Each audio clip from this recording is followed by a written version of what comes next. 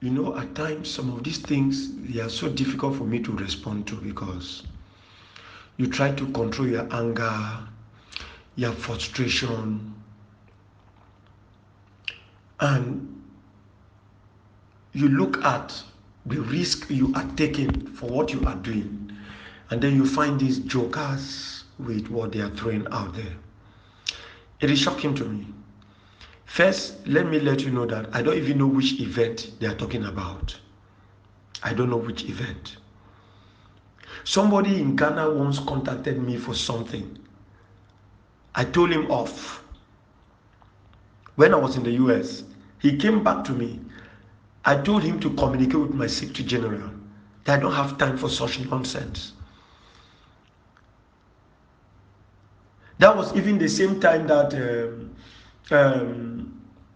John Bakuru and the others were trying to organize their own, whether it's prayer vigil or whatever they were trying to do after the Kumba incident. I don't even know this guy. I don't even know the name of that event. I'm not here for anything of that nature. And there is no event of that nature taking place in Ghana. That is the first thing. Second, I do not know Aruke.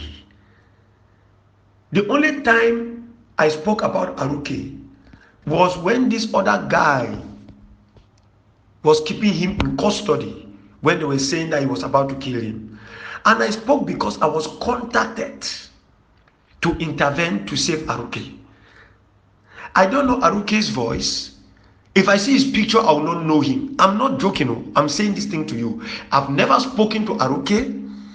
I do not know him. I do not know his picture.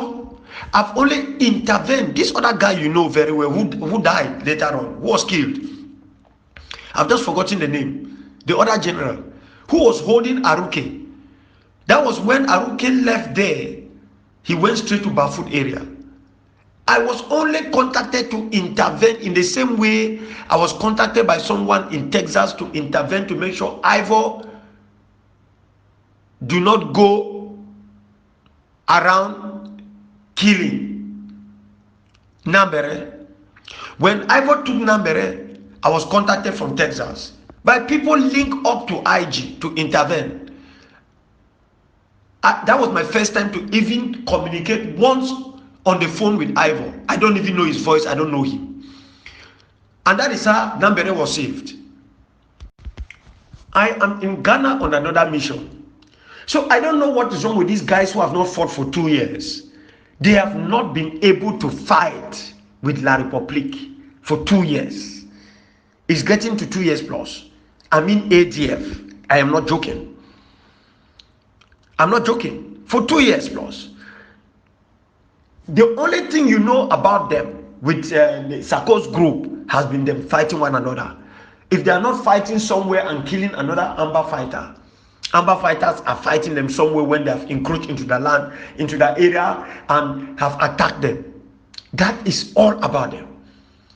So I don't give a damn about these people. You are even asking me about Aruke being here. Look, I think we should stop how do I call it? Not avoiding. We should behave as if these guys do not exist. We are giving them a lot of is it respect? Who are they? Capo Daniel, for God's sake. ADF. Who do they think they are? In fact, I'm responding to this because it's you. These things don't serve a purpose. They have said all of these things, it has not changed. How can I get up early in the morning on a Sunday and I'm responding to something that deals with nincompopes, dollars, criminals, traitors to this struggle, who will kill their own brothers, fight their own people rather than take the enemy? Evidence that they are traitors. The enemy no longer attack them. They are moving around and attacking our people. You will never hear Nambere call my name. Nambere is avoiding attacking me directly. Because I have no business in Nambere. He never fought for me. He was not my fighter. The only time he came to know me the first time was when I intervened when he was in detention to save his life. He was not anybody to me.